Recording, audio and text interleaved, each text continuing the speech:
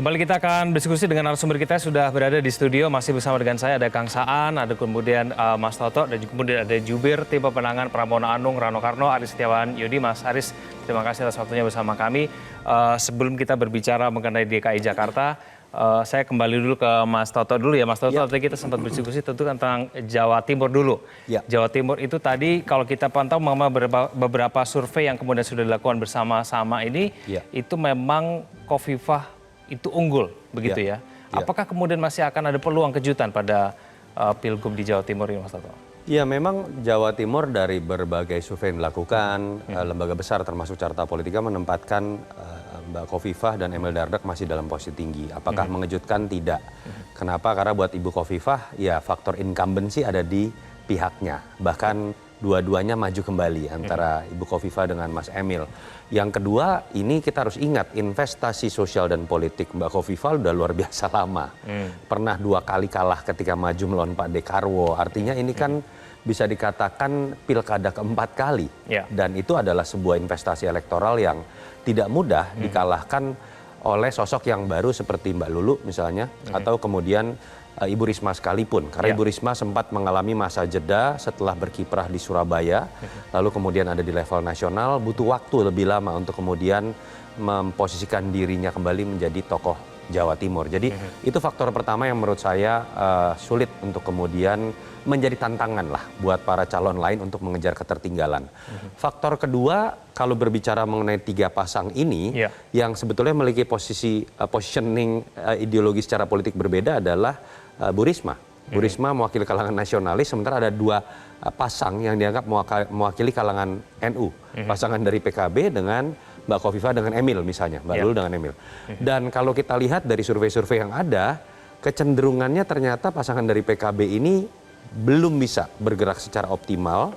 Padahal kalau bergerak secara optimal, suara NU bisa terpecah, yang diuntungkan siapa? Bu Risma. Nah, tetapi skenario itu sepertinya tidak terjadi. Mungkin disebabkan oleh keterbatasan waktu buat Mbak Lulu juga betul-betul orang baru. Dan kita tahu Jawa Timur ini besar seperti Jawa Barat. Tidak mudah bergerak, bekerja, memasang atribut, berkeliling dalam jangka waktu kampanye yang sangat pendek. Berbeda dengan DKI atau pilkada kabupaten kota. Itu yang menyebabkan kenapa kalau kita lihat dalam 2 bulan terakhir, kecenderungan dari angka survei tidak terlalu berubah dari 3 pasang ini. Oke, baik. Kang Saan, Pilgub Jawa Timur seperti apa, Kang Saan? Kalau Pilgub Jawa Timur memang sudah bisa diprediksi ya. Karena memang pertama gubernur wakil gubernur petahana. Posisi incumbent. Dia periode kedua dan dia sudah bekerja sekian tahun ya. Ini sementara penantang-penantangnya itu kan di Unjiri Time pada saat mau pendaftaran mereka ini. Dari sisi star aja itu sudah jauh ya bedanya. Jadi memang kalau di Jawa Timur saya sih melihat tidak terlalu banyak dinamika ya. Dan kebetulan juga Nasdem di Jawa Timur dukung Ibu Khofifah. Jadi apa yang menjadi dukungan partai Nasdem ya, itu kalau dilihat dari prediksi ya, ini kan sedang dihitung, data TPS sudah mulai masuk, rasanya tidak terlalu ada kesulitan untuk memenangi pilkada di Jawa Timur, Ibu Khofifah. Oke, Mas Toto, apa yang kemudian yang membuat Khofifah itu sedemikian unggul? Kenapa kemudian Bu Risma maupun Mbak Lulu ini kemudian tidak mampu mengejar elektabilitas itu? Tadi Mbak Khofifah ini keempat kalinya bertarung. Artinya Bu Khofifah sudah pernah 4 kali berkeliling sebagai seorang calon dan menyapa masyarakat. Itu faktor pengali yang sangat besar. Bahkan ketika kalah dengan Pak Dekarwo pun angkanya itu bisa dikatakan sangat tipis. Artinya memang beliau sangat mengakar. Yang kedua, kekuatan beliau di Fatayat dan Muslimat itu sebuah kekuatan tersendiri di barisan Mama NU. Selain NU secara menyeluruh begitu ya.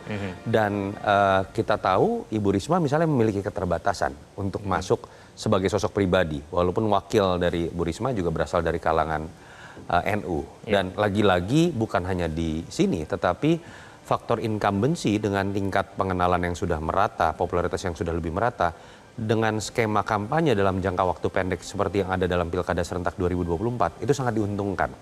Itu salah satunya yang menyebabkan terutama Mbak Lulu, kita kenalnya itu di media yang kebanyakan nonton talk show politik, Mbak Lulu sangat terkenal.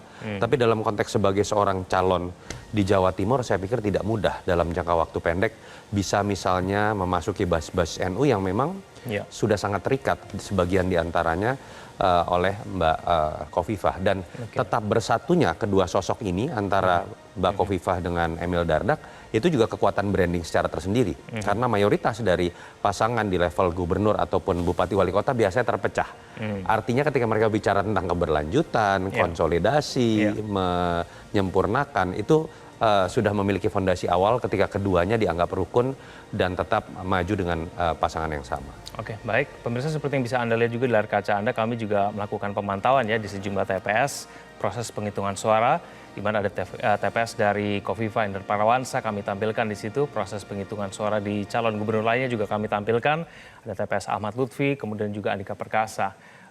Tadi kita berbicara mengenai kejutan, tampaknya tidak akan terjadi di Jawa Timur, tapi kemudian kita akan beralih ke DKI Jakarta yang nanti tidak akan menjadi daerah ibu kota lagi, menjadi daerah khusus. Sudah ada Mas Haris di sini. Mas Haris, melihat dinamika sepanjang hari ini, Mas Haris, apakah yakin satu putaran untuk Pramono Rano, Mas Haris?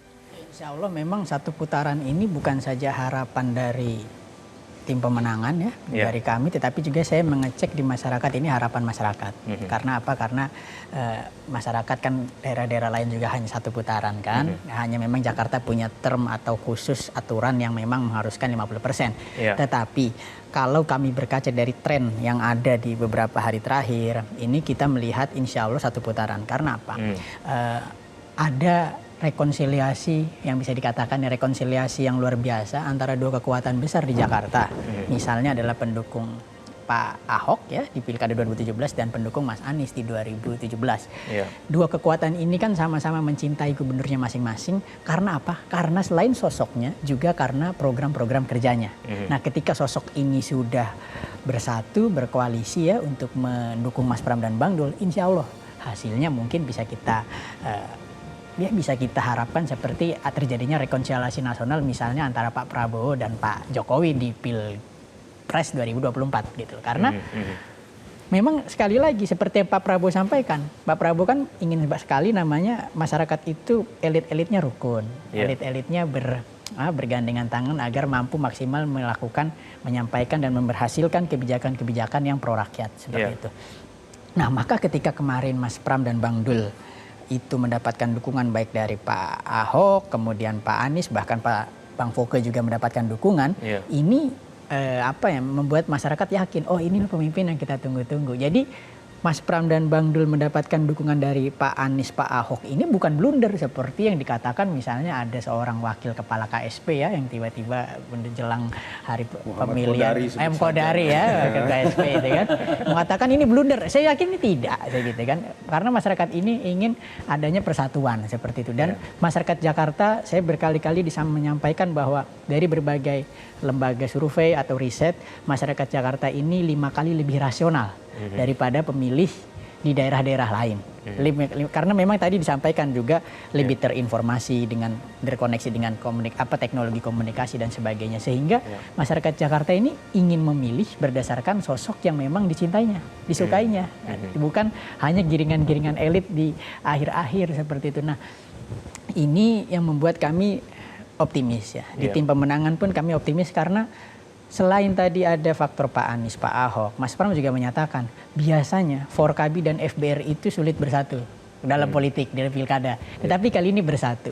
Artinya elemen-elemen di Jakarta ini yang mungkin berbeda pilihan politik, ini kok arahnya ke kita semua. Kemarin juga Ketum Jakmania hadir saat kampanye akbar gitu loh.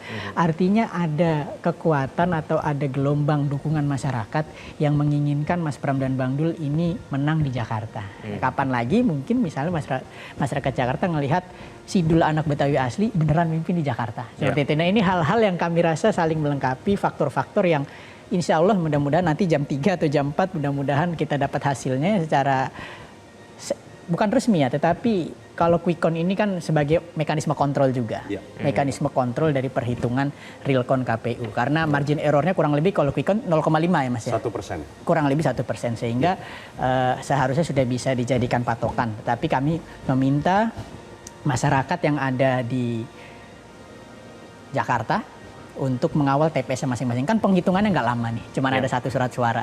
Kawal jika paling cepat ada Jakarta. kalau ada potensi-potensi salah rekap atau salah apa, ini harus kita sampaikan gitu, karena memang kan ada sistem sirekap yang akan dilakukan oleh KPU yang kita tahu banyak catatan di di Pilpres lalu dan pemilu. Nah, ini tolong jangan sampai terjadi, karena kalau masyarakat sudah transparan, masyarakat sudah mengawasi, saya yakin kalaupun ada oknum-oknum atau pihak-pihak yang ingin melakukan kecurangan, itu merasa takut karena merasa diawasi. Seperti itu, Mas. Oke, baik, kita jeda dulu. Pemirsa jangan kemana-mana, kami akan kembali usai jeda pada malam berikut ini.